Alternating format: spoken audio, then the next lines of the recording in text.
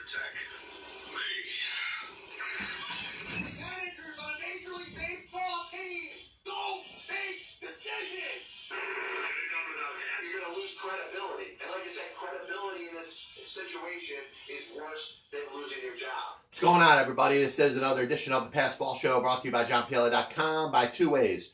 One Passion Food Truck located in Scranton, Pennsylvania, by St. Aloysius Church and School in Jackson, New Jersey. We're going to do a little bit of an abbreviated show today. I want to thank everybody for tuning in. As always, wish the best for my mother, Nancy Pielli, who just had a hip replacement. I'm going to go see her after the show.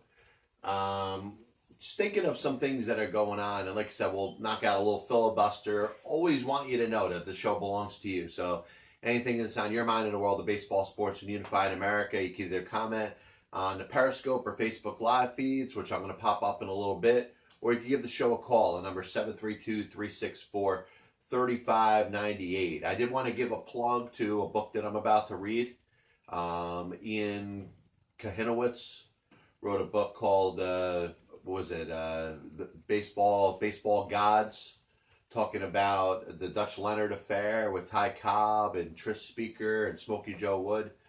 And it's probably one of the moments in baseball history where you kind of pause, because you understand what happened with the 1919 Black Sox and Kennesaw Mountain Landis, when he was the commissioner, basically taking nothing from anybody and banning those 8 players for life. Yet you look at an event that happened in 1919 and may not have been such a big deal. It wasn't the World Series on the line, but it did impact baseball, and there's evidence that a game possibly was not on a level that involved the two teams playing with Tris Speaker and Ty Cobb. So once I finish reading that book, we'll have Ian on the show. We'll talk a little bit about that. And I think it's an interesting thing, because a lot of historians know about it in passing, but there's not a lot of details on it. So I'm looking forward to finding out some more details and hopefully figuring out a couple things that I don't know already. Wanted to start out today. You got the situation going on with the Atlantic League, and it's unfortunate because anybody that's been involved watching Atlantic League baseball, and I know friends that broadcast Atlantic League games, and you're really looking at an independent baseball league that really has turned into a mockery. And it's unfortunate because you look at certain things that you want to try out to see if over Major League Baseball and Major League Baseball history, there's a reason to do or a reason not to do. And the way you're going to test it is by using the Atlantic League with all these different rules. And I know they did the same thing in lower levels of the minor leagues, trying to runner at second base. And I think the goal over time is to figure out different things that you're going to do to make the game better. And the Atlantic League, unfortunately, is what we're using as pretty much the guinea pig. And I'm sorry for not getting that word right. So now you got the situation with robot umpires. You as a fan may want to see robot umpires. You may be disgusted with some calls by our everyday umpires. Sam Holbrook in a World Series, for whatever reason, it enforces that rule where the runner was within the baseline, and was he in the box? Was he outside the box? What times do you use a rule that's written in a book to the T, and what times don't you? And this thought and solution is going to be to go to some sort of computerized strike zone, some sort of computerized replay-based system that's going to tell you whether somebody's out, somebody's safe, and may, over time, make the umpires, as we see in a game of baseball, obsolete. And it's a little bit sad to think, because I do believe the human element belongs in Major League Baseball, and it's a very important element that a lot of people are kind of bypassing right now. We're saying, hey, if the technology exists to make sure that every call is absolutely 100% correct, then why not use it? Why not take advantage of it? And that's why I believe that the replay system as it exists in baseball is effective. It's better than what was before, when you were relying on an umpire. Maybe you didn't get the best view of it. Maybe he wasn't in the right position. Now you go to replay and you say, hey, you know what, with all due respect to that umpire, I know he did the best job that he could, but in this particular situation, he was wrong. And I think that's something that has improved baseball for the better. Now we want to go a little bit further and talk about how strike zones are subjective and they're different based on who the umpire is. And that's true. And think about the one thing that I would worry about the most when it comes to computerized strike zone is the pitch up. Because if you're deciding to call every pitch a strike based off of, what the strike zone is, the strike zone goes up to the letters. And there's very few umpires in Major League Baseball that are allowing that pitch to be called.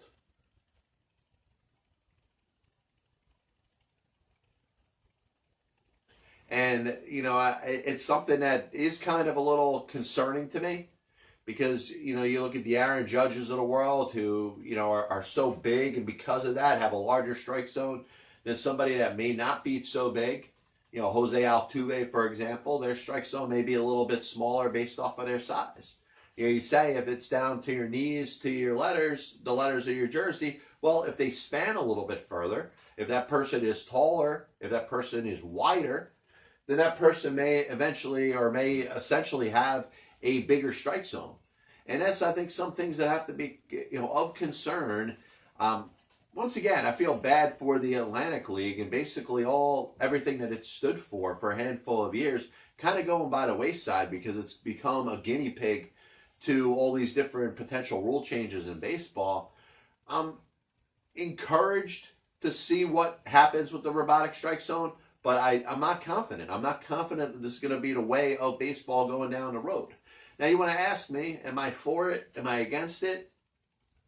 I'm kind of torn. I'll take a little bit of a political stance on it. I could see why you could try the robotic strike zone and see if it's effective. I don't like the fact that the human element the goal is to get the human element completely out of baseball. But in the end, do you want to get it right? The truth is yes. So that's why I'm leaning towards giving it a shot. And it's funny that we talk about robotic umps, and I know those that listen to the show regularly are like, oh man, he's going back to the same thing that he's going to talk about. But I find a very interesting comparison that you can make between robotic umpires, which we know are going to come at the expense of the Major League Baseball umpires that are there. You go to a robotic strike zone, the umpires that we've known for 150 years are essentially going to become obsolete.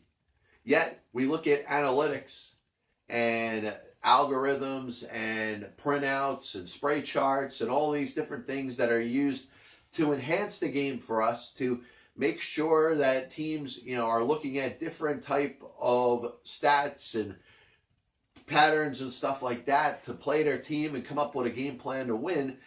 And most baseball fans don't acknowledge that analytics in baseball comes at the expense of the Major League manager. And I'm trying to, and I've been trying to for the last year, to find the best way to make this point. You heard me in my open there, screaming about managers in baseball not making decisions. And it's true. But I feel like it's my responsibility to continue to dig deep into this and try to word this in a way that'll resonate the most with baseball fans. Robotic umps, come at the expense of the regular umpires. If you have a robotic strike zone, if you have a computerized strike zone, you don't need umpires anymore. You may need one umpire, but you certainly don't need four on the field. So if you're talking about analytics and its role in Major League Baseball and the fact that it really has taken over, it has come at the expense of what? The Major League manager. This copyright and broadcast is authorized under internet rights granted by the World Wide Web and is solely for entertainment of our audience. Any publication, reproduction, or other use of the pictures, descriptions, and accounts of the show without the express written consent of the Passball Show, JohnPLE.com and John PLE LLC, is prohibited. Any commercial or other use of the program, such as by charge or admission for its showing, is similarly prohibited. So, I want to talk a little bit about the Los Angeles Lakers. The Lakers that are off to a really good start. Obviously, if you're watching LeBron James, it seems like he has a new life He's pretty much doing things that, we didn't think he was going to be able to do anymore. And if you know LeBron James and the way that he speaks, he likes to carry a lot of the weight, a lot of the baggage of what people will say negatively about on his back, and kind of, let it out. You remember when the Cleveland Cavaliers, and, for those that don't know, I'm actually a Cleveland Cavaliers fan. I go back, if you look at the poster that's in back of me, those are the guys that I remember supporting in the early 90s. Brad Daugherty, the late Hot Rod Williams, Mark Price, Terrell Brandon, Brad Daugherty. So I've been a Cavaliers fan, obviously inherited LeBron James, was extremely excited when the Cavaliers won themselves an NBA championship, but instead of embrace it, LeBron, who clearly has done a lot of good things. I mean, it's awesome that he opened that school in California. It looks like he really does have a career after basketball that he can impact the lives of a lot of good people.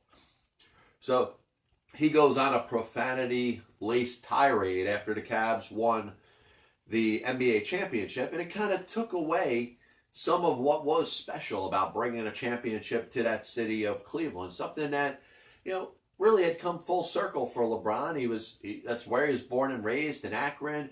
He becomes the number 1 overall pick of the Cavaliers, leaves as a free agent, goes to Miami, comes back to Cleveland, and wins them an NBA championship. But once again, it's the baggage and everything that, he had to go up against. But if you're going to be a star like LeBron James, you have to understand that there's going to be a series of negativity that's going to be thrown your way. As much as people are going to love you, there's going to be people that are not going to love you. And those people, in this case, I believe are wrong. LeBron James is one of the best players to play in NBA history. He has won himself 3 NBA championships. I know he's been to the finals a whole bunch of times, and his teams, for the most part, have not won. But he really is the complete player. We're seeing the complete player with the Los Angeles Lakers right now, playing defense, dishing the ball out, making his teammates better. And this is a lot of what was thought to happen last year when he ended up deciding he was going to sign with the Lakers right away. I don't think he really had the players. Having Anthony Davis, having Dwight Howard playing the defense that he is, I think makes you believe in this Lakers team. And I don't know if it's just one of those things where maybe it is the Lakers season. Maybe LeBron playing at this pace and this rate, he really looks like LeBron of 8 years ago. He looks like LeBron of 2-3 years ago. He looks like the best we've ever seen out of LeBron James. And I don't want to jinx it. I don't want to say that under some certain circumstance he may not be able to do it over a long period of time. But he's playing extremely hard early on in this season. You're talking about 5, 6, 7 games. You got to play a whole 82. After that, you got to play the playoffs. And if things go well for you, you're going to be playing close to and maybe more than 100 games.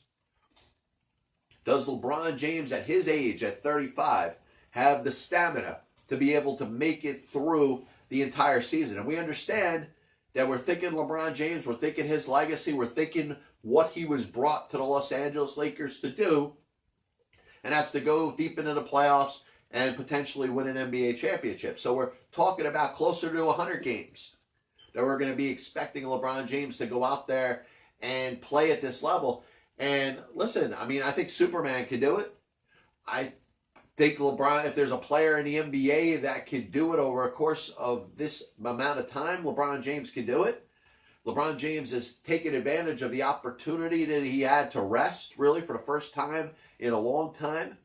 You understand the unfortunate injury last year that led him to miss a lot of time, but because of that, he did get the rest. He came in great shape. He came in ready to go. And you've seen by the performance of LeBron James on the NBA basketball court that this guy is back. He is the legend. He is that future Hall of Famer, one of the iconic and greatest players in the National Basketball Association history. But my question is this, and it's not to throw salt on it. It's not to say that LeBron James can lose anything at any moment. But it's a lot to ask for one player to bust his ass on both sides of the ball to lead his team and to perform for 82 games plus another 20 plus to go out there and win an NBA championship. Do I think the Lakers are a postseason team? Absolutely. Do I think the Lakers could finish off a very good regular season and have a top 3 seed in the Western Conference? Absolutely. But do I think that LeBron James can continue to play at this level every single game, game in and game out, which we saw a couple years ago with the Cleveland Cavaliers? He wasn't missing a game. I think it would be best if he missed the game here and there, if he did get some planned out rest. And maybe Coach Frank Vogel and the Los Angeles Lakers and their staff maybe had that in mind going forward. And maybe sacrificing some games for the better well-being of LeBron James, but also the better well-being of his teammates. To maybe make them to be a more well-rounded team, to allow some of the players that are deeper down on that bench to eventually have bigger roles. Dwight Howard's been great. Of course, AD has been great. They have a very good team. And a team that maybe I underrated a little bit.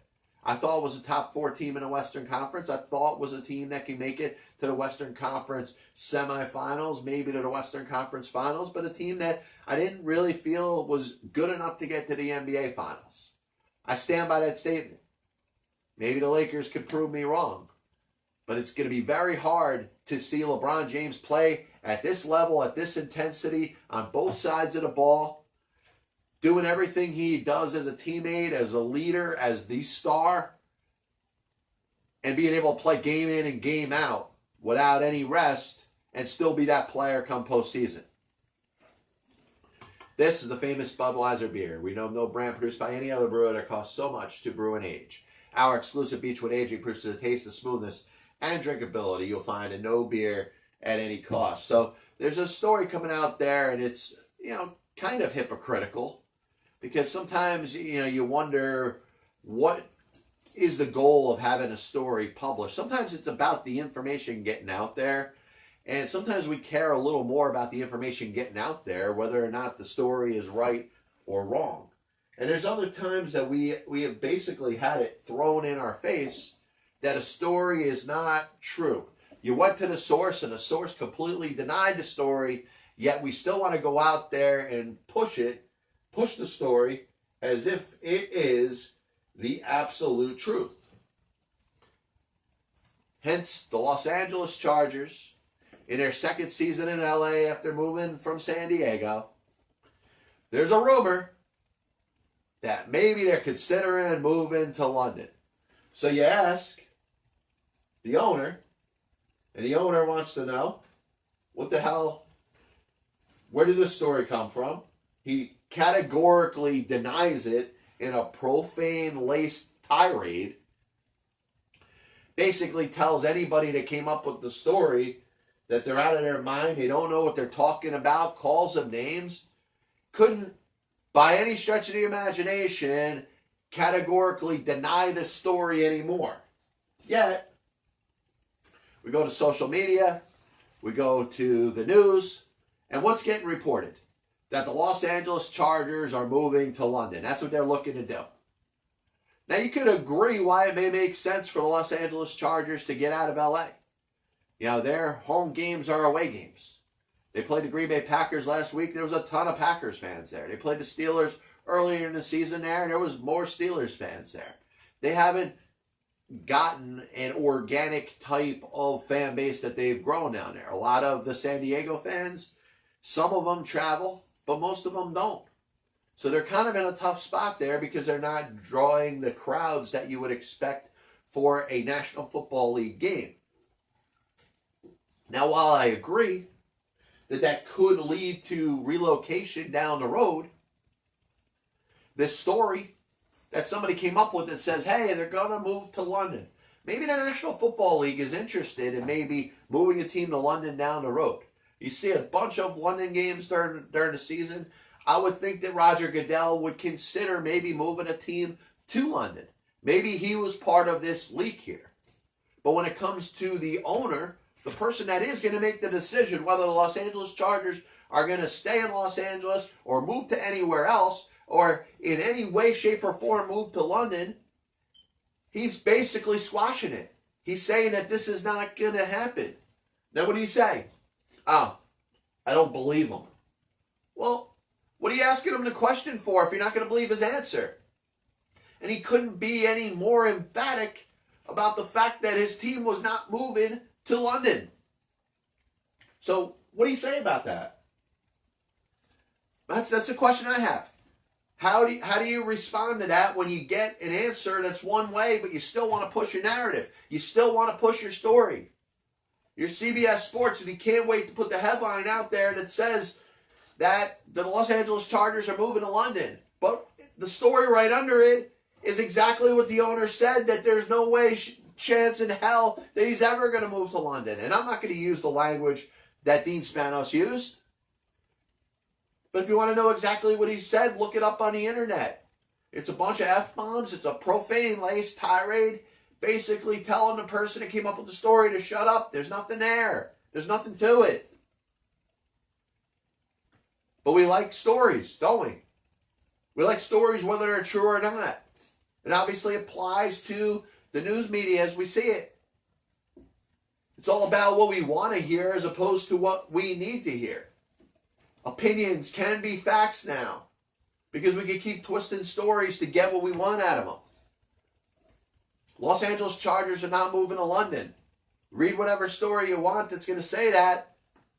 But I went right to the horse. Came right from the horse's mouth. The owner said they're not going there. A little bit of a recap of the show. Do want to thank everybody for tuning in. This abbreviated filibuster, passball show, the whole thing. Robot umps, they're coming at the expense of the actual umpires. I think that's something that's very easy to see. Maybe what's not so easy to see is analytics and computerized stats in baseball coming at the expense of the major league manager. Robot umps going to be tried in the Atlantic League, in independent baseball, the Arizona Fall League.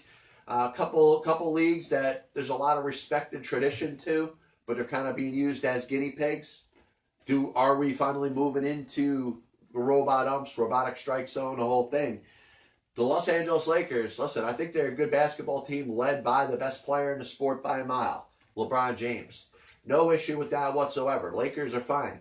The question is, LeBron James playing at a level and with an amount of intensity that he feels like he's got something on his back. He's got something to prove. Can he withstand that over the course of a rigorous 82-game season? But over the course of a rigorous 20 to 30 games in the playoffs, if the Lakers are going to go out there and win themselves an NBA championship, I think at some point he needs some rest. I think he's able to benefit off of the rest that he got last year. But he's clearly playing offense, defense. He is the consummate teammate. He's carrying the team right now. I don't think he could do that over the course of 100 games. Maybe it's a little bit because of his age, but it's also the fact that he's a human being. And it's not even considered an insult towards LeBron James to just insinuate that maybe he can't play at that level over the course of 100-plus games. Last thing we talked about, Los Angeles Chargers, they're not moving to London. The owner said they're not moving to London. So stop with this story of the Chargers are moving to London. We'll be back with you in a couple days. Got a show on Saturday. Like I said, we're going to read this book about the Dutch Leonard affair and Trish Speaker and Ty Cobb. And maybe we'll get Ian Kahinowitz on the show to talk a little bit about it. This is the Passball Show brought to you by JohnPLA.com, by Two Ways, One Passion Food Truck located in Scranton, Pennsylvania, by St. Aloysius Church and School in Jackson, New Jersey. God bless you. And as always, I'll see you on the other side.